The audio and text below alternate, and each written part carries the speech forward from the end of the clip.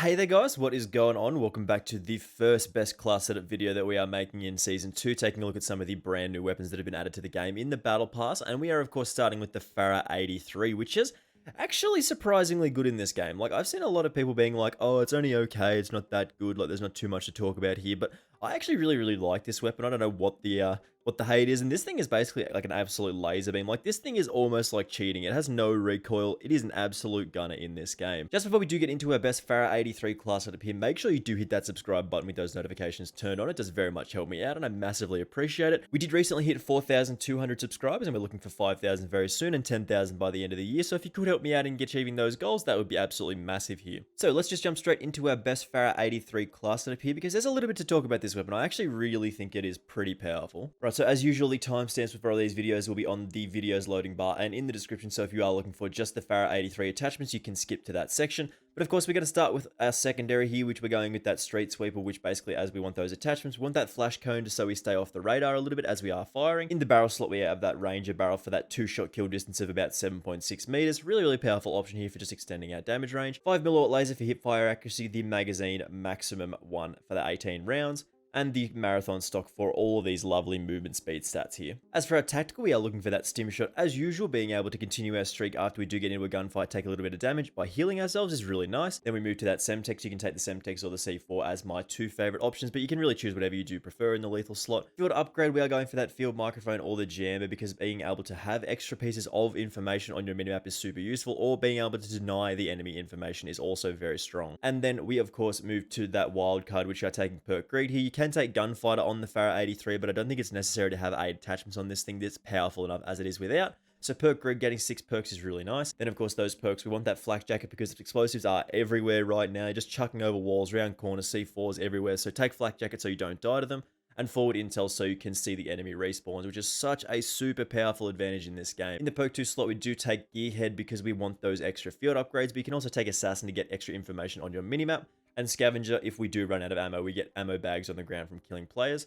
And the perk 3, Ghost and Ninja, the great combination of staying off of those spy planes and moving around the map silently. So as for our attachments with the Fara 83, there's an interesting thing with this weapon. Like, it is an absolute laser beam from what I have found.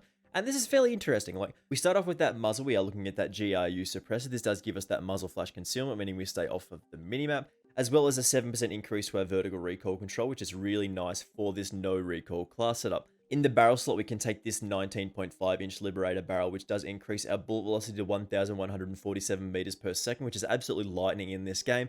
Essentially makes your bullets very close to hit scan. They hit the target as hard and fast as possible. In the underbarrel slot, we are going for that Spetsnaz grip for a 6% increase to our vertical recoil control, as well as a 20% increase to our horizontal recoil control.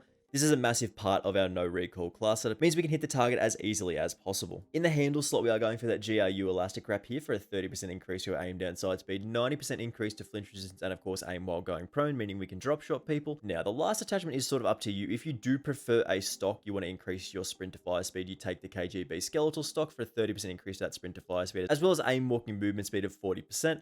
Or if you don't prefer the iron sights on this thing, which is actually what I usually choose, I don't really like the iron sights on this particular weapon, we can take the mill-stop reflex for a very clear sight picture here. This is a great option and a fantastic class setup in Cold War right now. So as we usually do with these class setups, we're just going to jump into some gameplay here and have an excellent time with this particular option, because the Fara 83 is a very powerful weapon in this game. I want more people to start using it and using it properly with the right attachment class setups, because this thing absolutely shreds people in this game. Oh boy, many of you will have never actually experienced the pain of thinking that you're recording a live commentary, doing the whole gameplay thing, commentating what you're doing, describing good things about the map, the gun, what you're up to, and it not actually being recorded. That is... that is an incredibly frustrating experience, and it's the first time I've done it for a while, but anyway. The Fara 83 I actually really think is a great weapon in this game. I'm not sure why I've seen a lot of people not talking about it or even saying that it's kind of bad. I don't get it. Like, it's just one of those weapons that you have to play a little bit differently to some of the other assault rifles. Like, you really can't just sprint around everywhere, get up close and nice personal with people. Like, it's not an SMG at the end of the day. This is a long-range assault rifle, medium to long-distance assault rifle, which you do actually have to play accordingly, because up close... Up close and personal, for the most part, is not where this weapon's strong suits lie. Oh, we're going to just jump into... No. This is fine. Nope.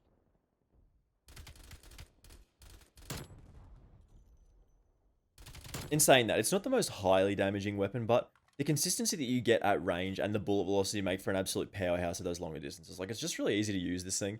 Like, it's never going to be, like, the most damaging weapon. As I said, it doesn't have the highest damage statistics in the... Oh, bad timing. Bad timing. It doesn't have the highest damage statistics or anything like that in the game, but it is consistent.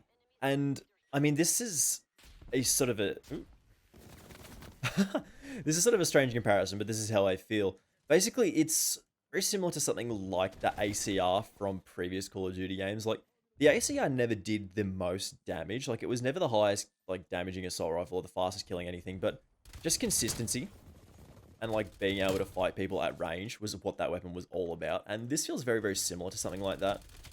We can just take people out from across the map, and this is a great place to get long shots as well, just quietly. If we are sitting here trying to get long shots, we absolutely dominate. I mean, yeah, I'm going to go this way.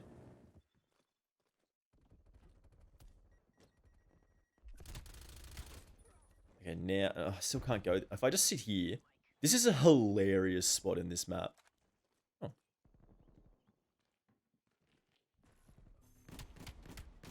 Are you? Wow. Sometimes you are better off just reloading the weapon, guys. Yeah, sometimes you are really just better off reloading your primary than trying to do something with a shotgun.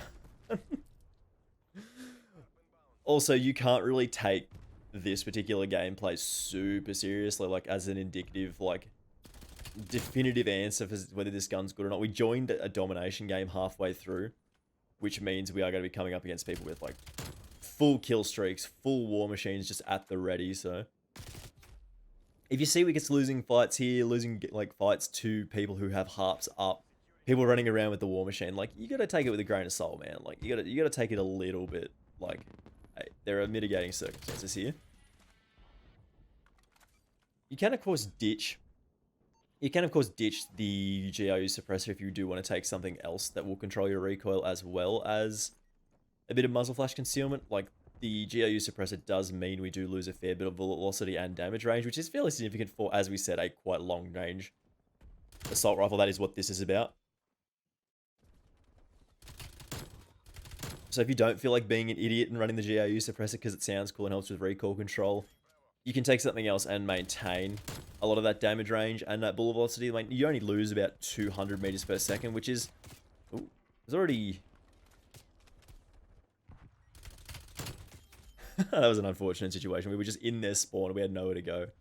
But I mean, I don't know what the deal with people not liking this weapon is, man. Like, people like the Krieg 6, and it's very, very similar to the Krieg 6. Like, it's... when I was saying this, I'm like, how's this different to the Krieg 6? Like, it's basically the same. Nah, this dude... They're not getting... And then the war machine's actually crazy, dudes. Like, you can just sit here and just wait for people to sort of walk into your... Okay, it does have the, like, aim down side speed, wind up time shenanigans that aren't super great. And I did consider the war machine to be better in most situations, but I'm actually really, really growing into loving the minigun, man. Like, it is so powerful. Also, it's not affected by spawn protection, which is our #1 complaint for the war machine. Oh, we got him. Yeah, cool. Awesome timing. I've just been experiencing some hilariously bad COD timings recently. Like, I'll be watching this angle for 30 seconds. I decide to do anything, whether that be move, throw a grenade, whatever, and somebody will peek out. 2-3 people will peek out at the same time. And I'm like, are you serious? How does that work all the time? Shotgun around the corner here. Always good. Oh, that's a minigun. A minigun turret.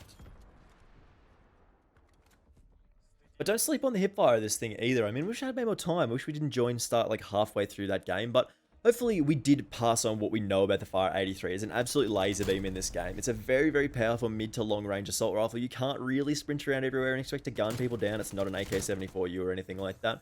But we will have our final thoughts on this thing in just a second here, because I really do like the Fara 83 in this game.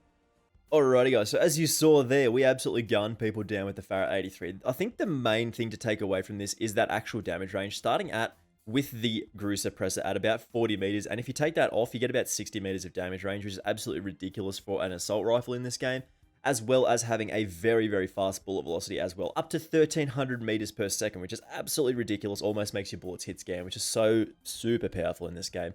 Anyway, hopefully you did enjoy this one. Make sure you do try this class setup out because it absolutely shreds. Make sure you hit that subscribe button with those notifications turned on just in case you haven't already done so you don't miss out on any more of the Season 2 content that we have got in store for all of you guys. We are looking for 5,000 subscribers very soon, of course, and 10,000 by the end of the year. So if you could help me achieving that goal, that would be absolutely massive for me. Thank you very much for watching, as I said, and I will see you in the next one. Bye!